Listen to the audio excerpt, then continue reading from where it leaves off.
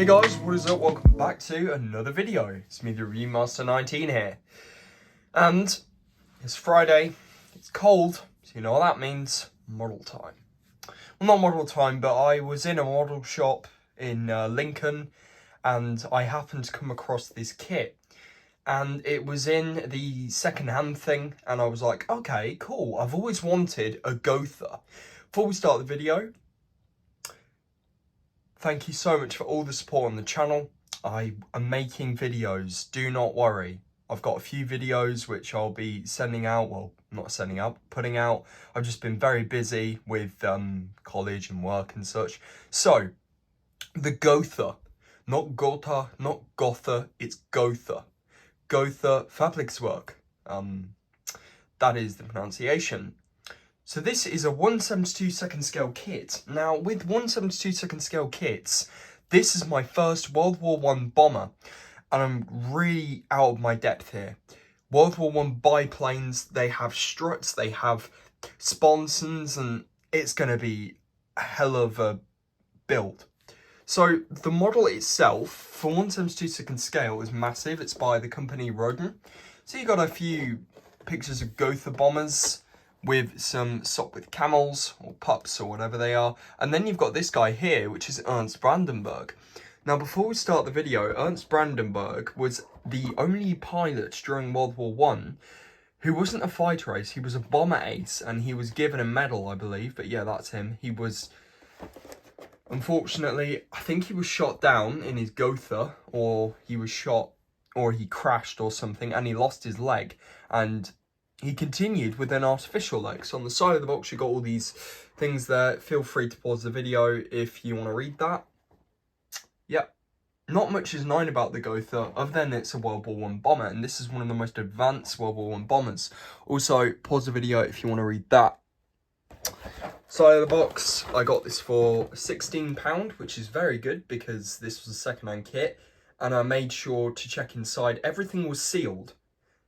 These go for about 20 to 30 quid, depending on, you know, where you live. Yeah, again, read that if you want. And on the side of the box, this is a 2001 kit, so I'm not going to say vintage, but yes. So, let's open the box and have a closer look inside. So, I have already opened this kit, and this is the plastic bag it came in. So we're going to have a look at the Decals or decal sheet. And so my camera doesn't get confused. I hope you like the new setup. I've got a new table. I've had that for a while actually. So here we've got a few Gotha decals. This is Ernst Brandenburg's decal sheet, mortar. You've got the Iron Cross, and then you've got the early Wolkenkreuz. And then you've got the Gotha ensign or emblem there. Unfortunately, it doesn't come with the snake. I really wanted it to come with the snake, and if you don't know what I mean, one of the Gothas had like a green snake, and then you got all these Gotha numbers and such. I'm actually going to do a, because World War I, unlike World War II planes, let me just get one out quick.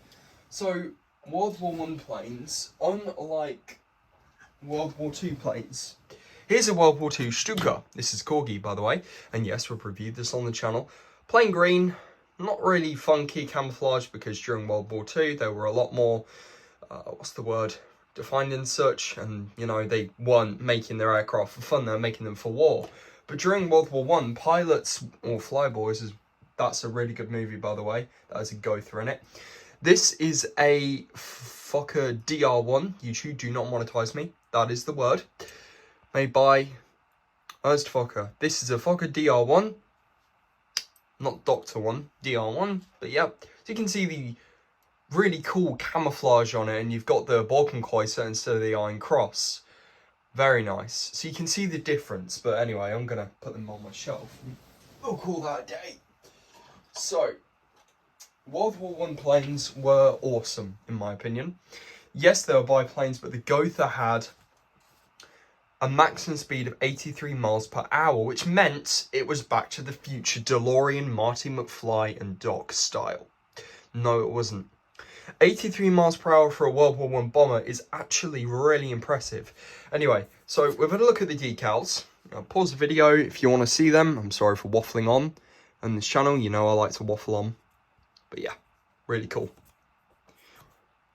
And there was no protective sleeve or anything on this, so, you know, at least it's okay. I mean, the decals are really nice. I'm going to, of course, use the iron crosses and the Balkan Cloister. I might do, it depends. I'm not going to use any of these. I was thinking about using these, but my Gotha, which I'm going to do, is going to be in the Spangled Scheme. So, Roden. What's this? It's 1/72 scale. I got so confused because there's like hang on. 1, 2, 3, 4. I'm talking in German. 1, 2, 3, 4. Yep, there's 4 instruction books. And of course, they have different decal options on painting options you can do. So I'm not really going to use these, but it's really confusing because you start off with building the fuselage and then you build the propellers, and yes, the propellers can spin. You build the bomb bays, but this bit confuses me because apparently, I'm not sure if I sliced this off or I don't know. It's all very confusing, but I'm sure when we build the model, which is today, by the time I've sent this video out, I'll already start building the model. But you've got the sprue angles, and God, we're not straight, there we go, it's going to bother me. But yeah, you got all the sprue handles and such, and sprue trees and whatnot, and you got more of that. Yeah, very nice. And of course, some more instructions. By the way, this is the first video on this kit in English, because Roden, I believe, is a Russian or a Ukrainian Czech company. I don't know. Correct me in the comments. I do apologise in advance. So you've got the, oh God, what was it called? The Gotha was armed with 3 machine guns, one in the front, one in the rear, and another one rearward firing in a, I think it was a crawl space or a hatch tunnel. So they could fire a machine gun as well. Yeah, you got the bomb bays there, and you got the seats, and you've got, for some reason, LVG. I believe that's a different make of Gotha. It's not Gotha. Yep, really confusing, but I'm sure it will all iron itself out when we build it, and there is different engine cowlings on nacelles you can do. Very nice. And word of warning, this is my first World War One kit. It has a thing called rigging. I think that's Russian, I'm not sure. Let me know in the comments. I think it's Ukrainian. But anyway, so 2001 kit, the tooling on this is absolutely terrible. And by terrible, I mean the flash is just terrible. I would show you all the rest of the instruction books. Please feel free to skip ahead. I will add timestamps in due course. Yep. Tail skids, because they didn't have tail wheels back then, because, you know, they weren't that advanced. But yeah. Feel free to pause the video if you want to read that. I'm just going to put it there. Screenshot it, do whatever you want. But, yeah. So now let's take a look at the sprues. And we're not going to do a jump cut. The sprues are confusing because this is G, but on the instruction book it's E. So, interesting thing. One of these two. So the Gotha was armed with a Bodenheim sight? Rackham sight? It was armed with a bomb sight. That's all you need to know. For a World War I German bomber, that's quite accurate. So that's that. You've got a few things there. There's the tail skid. What else have we got? We've got some struts for the wings or bombs. This is parts of the fuselage. So you've got the firing tunnel. That's what it was called. Very nice. And that's the part, yeah, for landing gear. Some more seats. This is the bracket for the machine gun. These are the machine gun guards, and if you look very closely, they are actually hollowed out. Well, they're actually meshed, which is nice, and they actually have texture to them. And these were called the propeller guards to stop the machine gunner from shooting off the propeller blades, because they're right next to you at the rear of the aircraft. Unlike most World War II biplanes and World War I biplanes, they had the engine and propeller facing forward. So, yeah. Interesting thing that makes this so steampunk-esque is the Gotha was controlled by a wheel, a steering wheel, if that. So you turn left and right for your ailerons and your rudder trim and your rudder pedals, you get on the floor. But you turn left and right and then you moved up and down to, you know, move it up and down. The instrument panels, I believe those are machine gun rounds, but the instrument panels are accurate as far as I'm aware. You've got mounts and racks for the bombs, and I thought this was mountings for the bomb bay. It does look like it. That's an old tooling, so but yeah, that's Sprew. So we'll get into the other Sprew, which is a bit bigger. Yep, I said the tooling's bad, and to some of you it may not be, but wait until you see the wings and the flesh, and then you'll realise what I'm on about, and you'll realise how ugly the engines are. So this is Sprew F. So you got the wheels, we have some sponsons for the bombs. Oh yeah, here we have the machine guns. Unfortunately, there's only 2 in the model. Yep. I'm sure I can scratch build the final one. You got the folding seats there. This is not a wheel, that's the adjuster for the rigging, which is nice. These are the bombs. They sort of look like Japanese World War II armor-piercing bombs, but they're not. The Gotha could carry an internal bomb load of 12 bombs, I believe, so quite advanced. And then you've got the engine nacelles, as you can see. Really nice detail. However, oh yeah, there's the bomb bay rack. What is that? What is that? Seriously, what is that? Yeah, I just don't like the way they look. The propellers are too flashy. There's a lot of flash. If you want to go for a Gotha kit, you're going to have to pay a bit more money, but you're going to go for wing not wings, which is cool.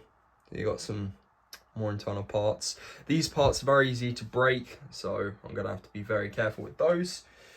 And then we've got Sprew, which is absolutely terrible. Hence, I'm going to put a sound effect here. What's that?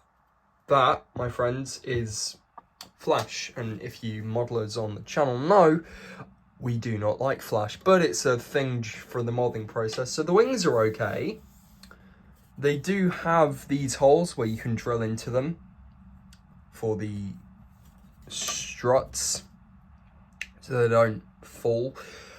Also have fuel tanks on the front, on the top of the wings.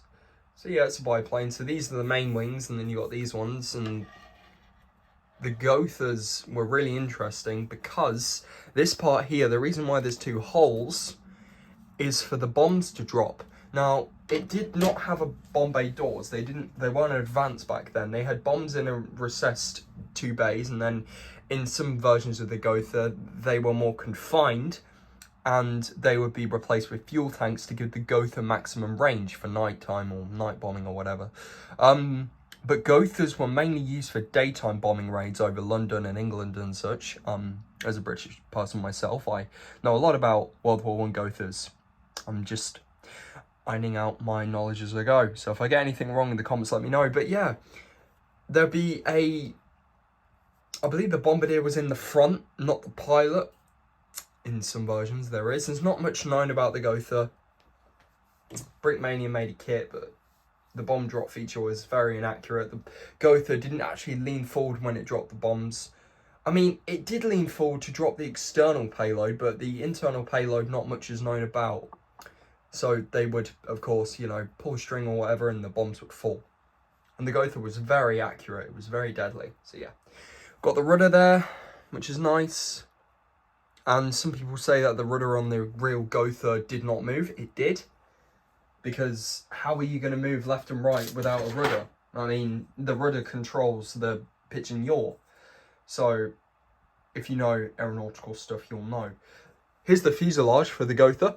For a 1/72 scale kit, I thought this was going to be small, because usually 1/72 scale is small. This is not small. This is going to be... It's got a big, massive wingspan, but World War I, it's a German bomber, so, you know, So you've got some nice things. There's a firing tunnel there. You've got some parts here. And yeah, so your gunner slash bombardier would be here and the sight would go through there. You've got your pilot here, and then you've got the gunner here who could also crawl down and go into this tunnel, which is this bit, and fire the, not coaxial, but the rear machine gun. But very cool. Yeah, there's a few little tiny bits of detail there. Tiny bits. But yeah, very cool. And then the final sprue. I don't know if I should show this because I think I've already shown it, but in case I've missed anything, you can see it. But yeah, so that was the unboxing and first ever review of the Roden Gotha. Wait, we got clear parts. How can we forget the clear parts? So these are the clear parts for the Gotha. They had windows. And of course I'm going to mask these over with masking tape when I paint this. But yeah, everything's all going to be hand painted. This is not a sponsored book. This isn't a sponsored video either. I wish it was. But this is Bombers of 1914 to 1918. This is really good. Before World War I bombers. However, the Gotha is not. It is in here.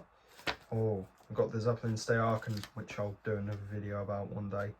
I'm trying to find the Gotha. Where are you? The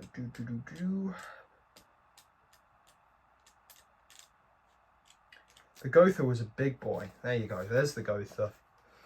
There she is. There's the Gotha. So you can see this is a nighttime camouflage. So you can see two machine guns and one, of course, mainly rearward firing one. But you can see that's that.